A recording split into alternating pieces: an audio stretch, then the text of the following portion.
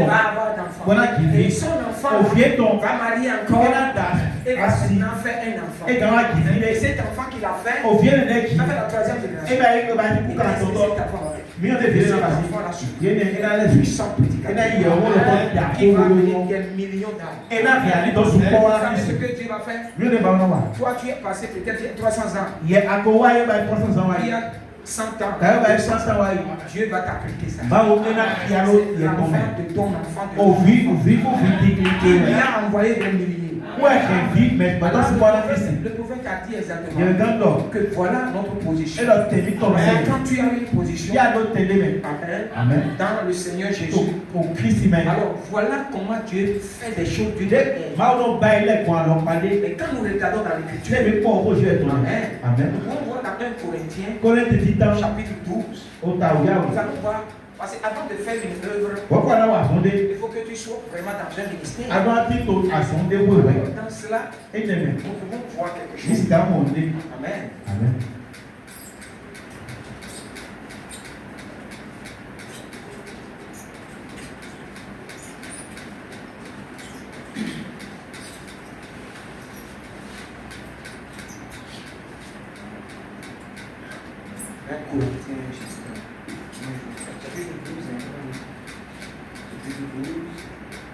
Alors que quand tu crois réellement au Seigneur, que tu es né de nouveau, alors Dieu peut te donner certaines choses qui peut permettre à son esprit d'œuvrer en toi. Amen. Vous n'allez pas forcer quelque chose.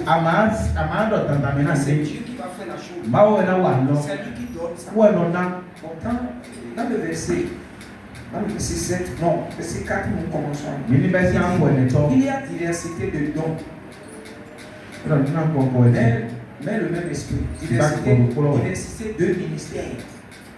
Diversité de ministères. Il y a diversité de ministères. Mais le même Seigneur. Amen. Diversité d'opérations. Mais le même Dieu qui opère tout en tous. Amen. Or à chacun la manifestation de l'esprit. Parce que quand vous recevez réellement la foi, alors le Saint-Esprit qui monte dans votre vie. De la manière dont vous savez, sur cette terre, tout de suite je viens de parler de certains frères. Amen. Ces frères-là, ce sont des caroleurs.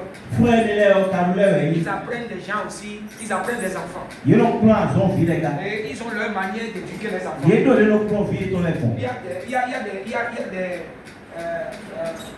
Il y a des coiffeurs.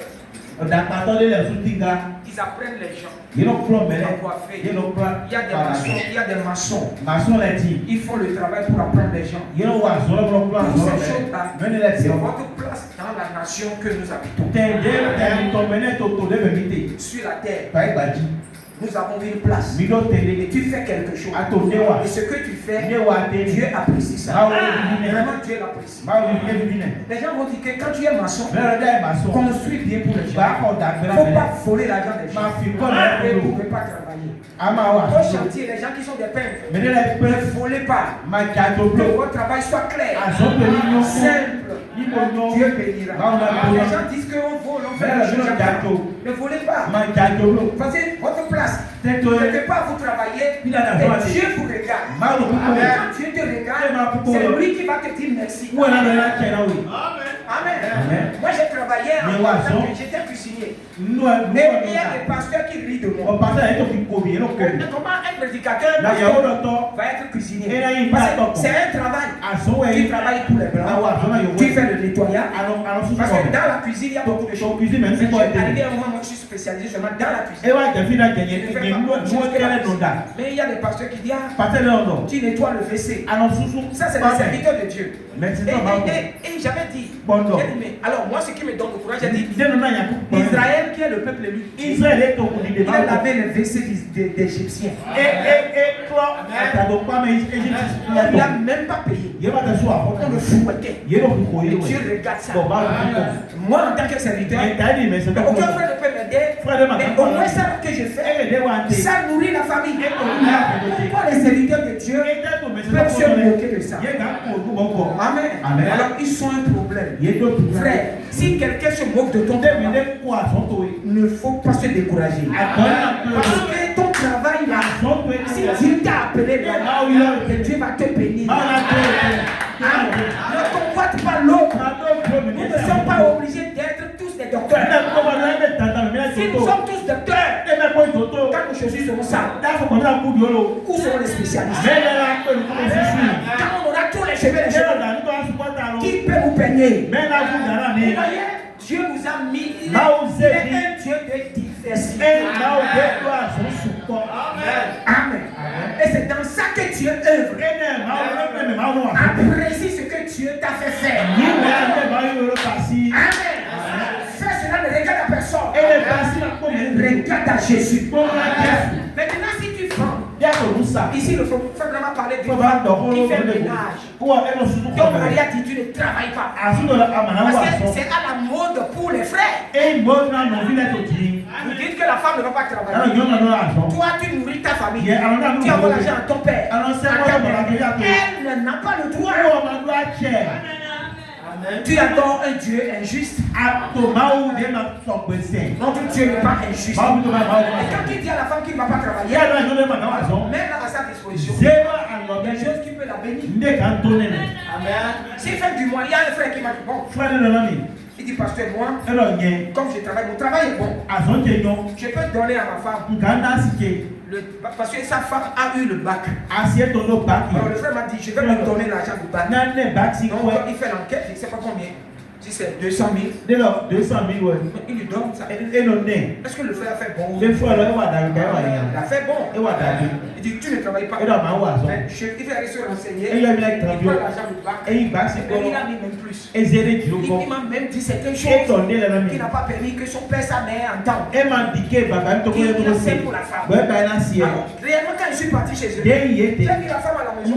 C'est seulement avec les enfants. Elle va préparer. Elle va crier derrière les enfants. Elle ne fait pas ceci. Elle ne fait pas cela.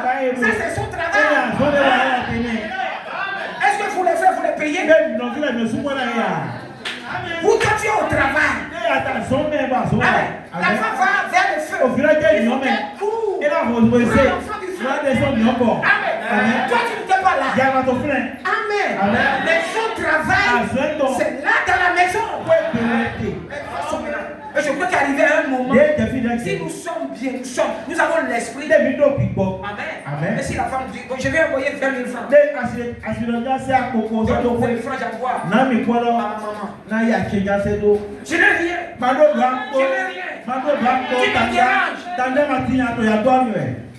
Tu vas envoyer 30 000 à ton père. Et si c'est bon. Amen. Frère, la Bible a dit si nous ne serons pas jugés. Amen. Où est l'Esprit de Dieu en toi? Vous savez, nous devons être justes. Amen. Parce que Dieu même, je ne dis pas que vous les soeurs, vous allez déranger les frères à la maison. Il y a des frères et des soeurs qui vont dire, le pasteur a dit ça. Ce n'est pas seulement ce que j'ai dit. Amen. Ce n'est pas seulement ce que j'ai dit. Amen. Alors quand nous regardons dans le ministère, nous avons vu que dans le ministère, il y a beaucoup de ministères. Amen. Et Dieu a appelé nous tous, chacun de nous, à des ministères différents. Vous prenez quelqu'un qui chante. Moi, je ne peux pas venir ici prendre le micro. Chanter jusqu'à ce que les gens vont tomber en transe. Quelqu'un lui peut prendre le micro. Il commence à chanter. La personne qui est venue triste à l'église, la joie entre dans son cœur. Pourquoi? Parce qu'il y a quelqu'un qui a le ministère de chant. Amen. Je ne peux pas le faire. Donc, vous voyez, nous devons rester là où Dieu nous a mis. Il y a quelqu'un qui doit sortir ici. Et il doit faire accident demain. À 16h. Tandis qu'il est en train de chanter, l'esprit tombe sur quelqu'un. Lui, il a l'esprit de prophétie. Et il dit que quel frère, le frère X, demain qu'il ne sort pas avec sa moto. Parce qu'il va faire accident. Amen. Alors on a appris cela. Rapidement on a appelé le frère. Voilà ce que la voix de Dieu a dit. Ne sors pas demain avec moto. Amen. Parce que c'est que nous ne voyons pas. L'œil de Dieu voit ça. Alors la prophétie. Amen. On a Alors qu'est-ce que tu as fait? Il a bloqué Satan. Dans notre ministère, un pécheur est rentré. Il a fait de boire. Il insulte les gens. Il fait de n'importe quoi. Et lui, le frère qui a le don de prédication, et il a commencé à prêcher que Jésus-Christ te délivre de cela. Cela va t'amener dans l'enfer. Change ton cœur. Donne-toi à Jésus. Il est touché. Quel est ce ministère? Son cœur tremble. Amen. Il sort. Il va voir le pasteur. Je vais changer. Je ne veux pas aller dans l'enfer. Parce qu'il y a quelqu'un qui s'est tenu ici. Et il a prêché ça. S'il n'était pas là, s'il n'avait pas prêché, comment il sera? C'est pourquoi les frères. Amen. Il y a tellement de travail. Dans quel travail tu t'es appelé? Maintenant, il faut prier pour que tu saches ce que tu fais pour Jésus. Tout le monde est capable de faire la même chose. Quand nous regardons, c'est ça que le prophète Paul il est en train de dire ici. Il y a tellement de ministères. Amen. Tellement de choses. Et il a dit qu'il y a divers ministères. C'est dans la foi. Quand vous avez la foi, Amen. Il dit que diverses opérations, mais le même Dieu qui opère tout en tout. Que chacun, à chacun, la manifestation de l'esprit est donné pour l'utilité commune. En effet, l'un est donné l'esprit une parole de sagesse, à un autre une parole de connaissance, selon le même esprit, un autre la foi, pas le même esprit, un autre le don de guérison. Amen. Il a cité tout ça. Pourquoi? C'est le même esprit, mais qui fait ces différentes choses dans les différentes personnes. C'est l'esprit qui fait ça. Ça, c'est un travail. Maintenant, qu'en est-il? Si tu t'es appelé à un ministère, supposons que tu t'es appelé au ministère de prophétie. C'est compliqué. Amen. Tu dois rester que tu dois dire que ce que Dieu a dit.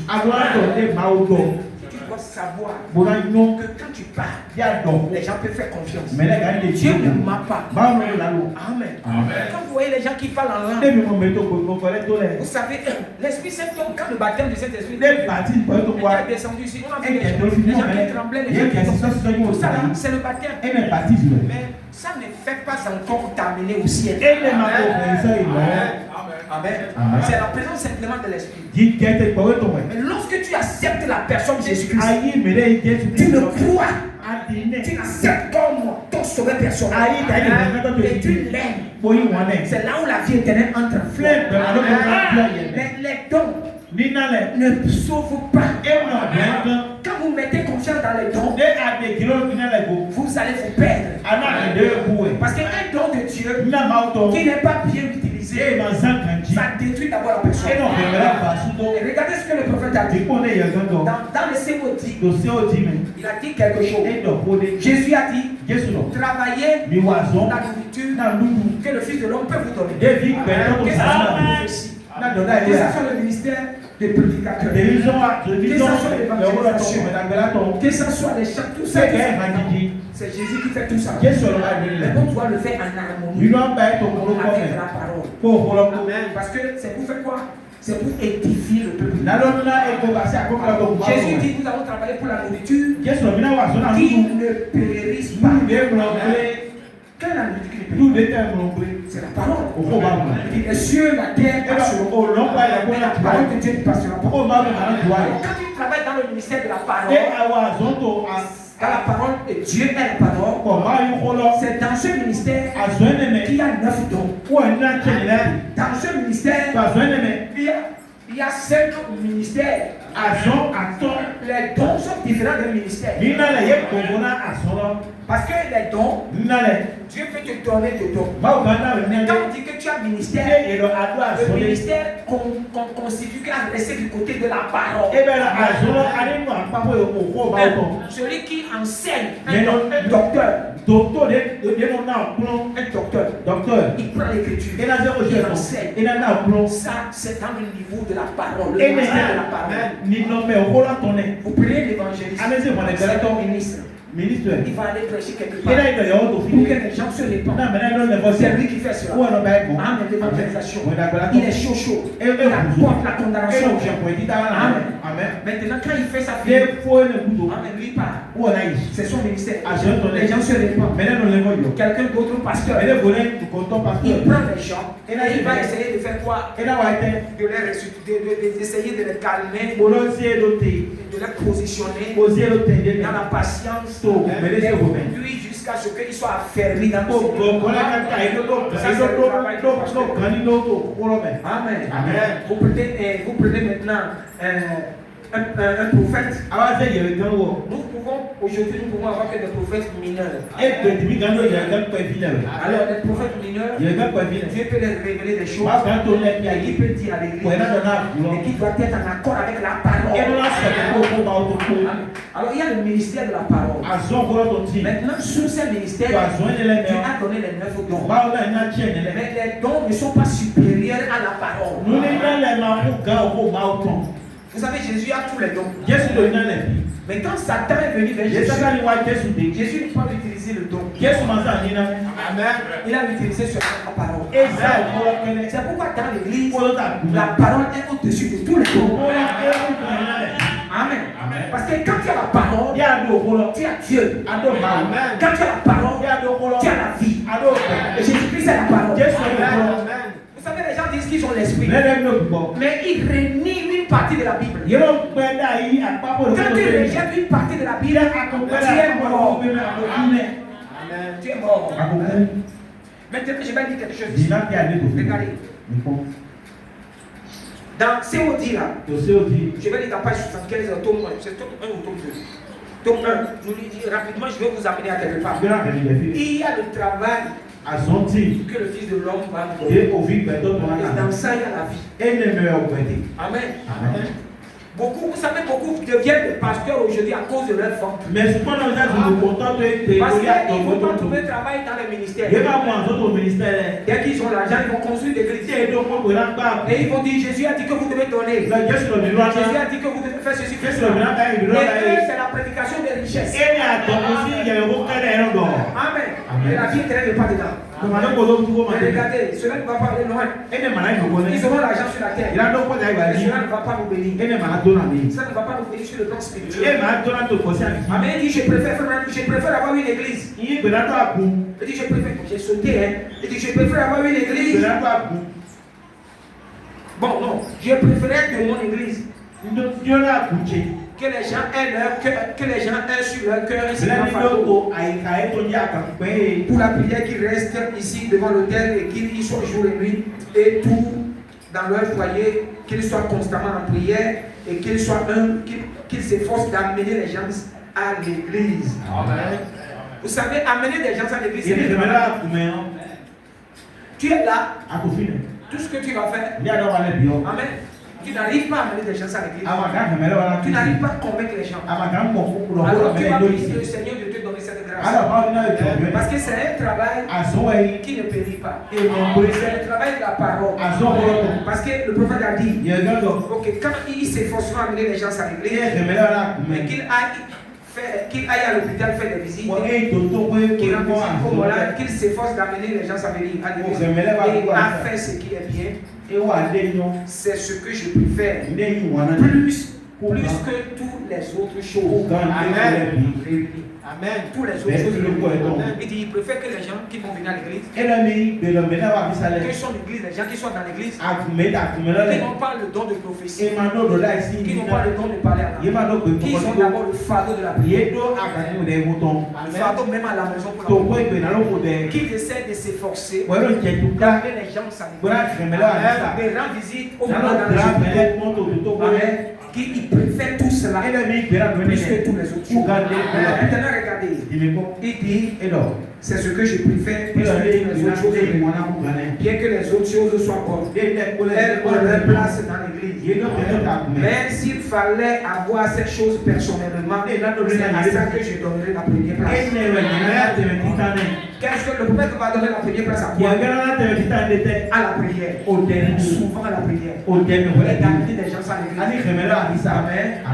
Parce que quand tu peux amener des gens à l'église, assurément tu mets une vie qui influe les gens, qui parle aux gens. Et quand tu dis viens dans mon église, je vais venir pour vous. Mais lorsque tu fais des bagarres, tu insultes les gens, tu fais n'importe quoi, on te retrouve dans les bars, on te retrouve dans les endroits bizarres. Comment tu peux faire gagner les gens? Amen. Ça dépend dans quel ministère tu es. Amen. Maintenant, dit la première phrase.